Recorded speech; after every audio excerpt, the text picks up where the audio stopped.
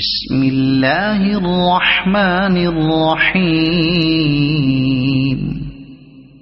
الرحمن علم القرآن خلق الإنسان علمه البيان. الشمس والقمر بحسبان والنجم والشجر يسجدان. والسماء رفعها ووضع الميزان ألا تطغوا في الميزان وأقيموا الوزن بالقسط ولا تخسروا الميزان. والأرض وضعها للأنام فيها فاكهة والنخل ذات الأكمام والحب ذو العصف والريحان. فبأي آلاء ربكما تكذبان. خلق الإنسان من صلصال كالفخار وخلق الجان من مارج من نار. فبأي آلاء ربكما تكذبان.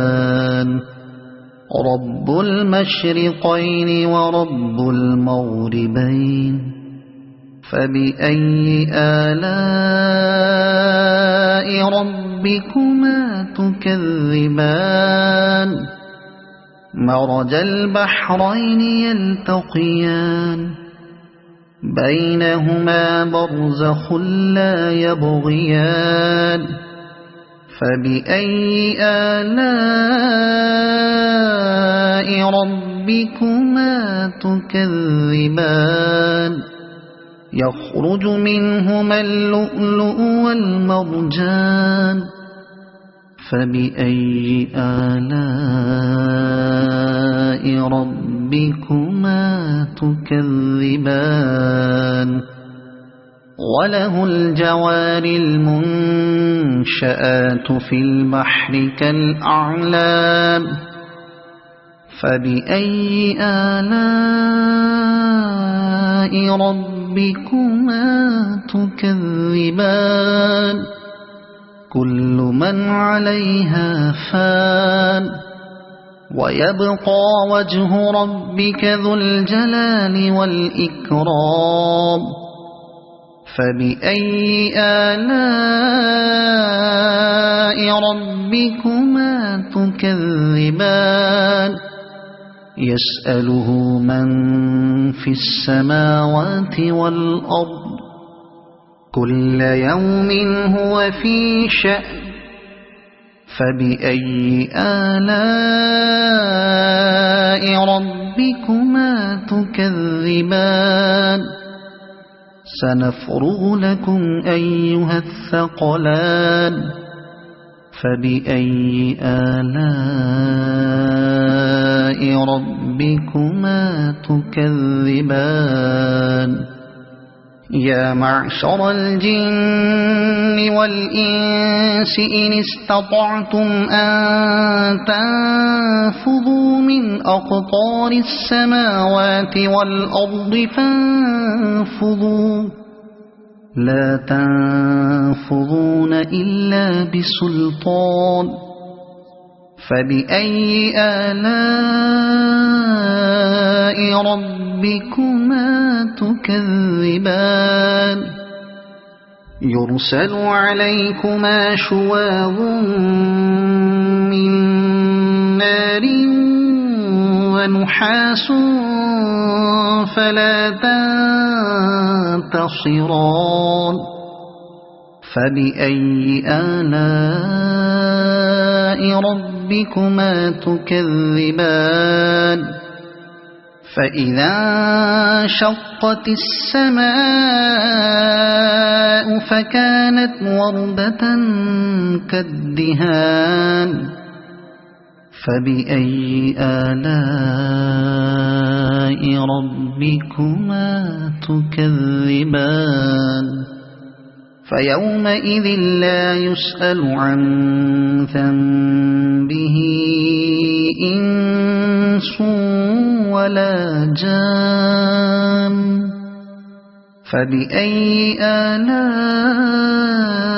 ربكما تكذبان يعرف المجرمون بسيماهم فيؤخذ بالنواصي والأقدام فبأي آلاء ربكما تكذبان هذه جهنم التي يكذب بها المجرمون يطوفون بينها وبين حميم آن فبأي آلاء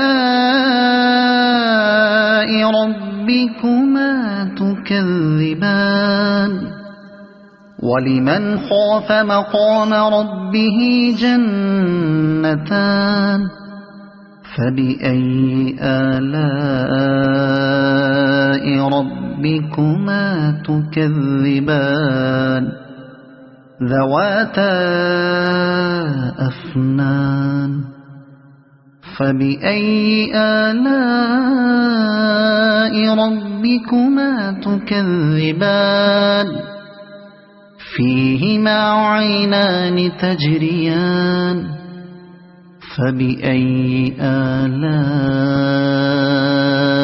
ربكما تكذبان فيهما من كل فاكهة زوجان فبأي آلاء ربكما تكذبان متكئين على فرش بطائنها من استبرق وجنى الجنتين دان فبأي آلاء ربكما تكذبان فيهن قاصرات الطرف لم يطمثهن إنس قبلهم ولا جان فبأي آلاء ربكما تكذبان كأنهن الياقوت والمرجان فبأي آلاء ربكما تكذبان هل جزاء الإحسان إلا الإحسان فبأي آلاء ربكما تكذبان ومن دونهما جنتان فبأي آلاء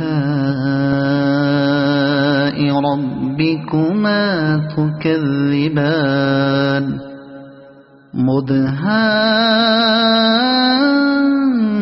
مدهامتان فبأي آلاء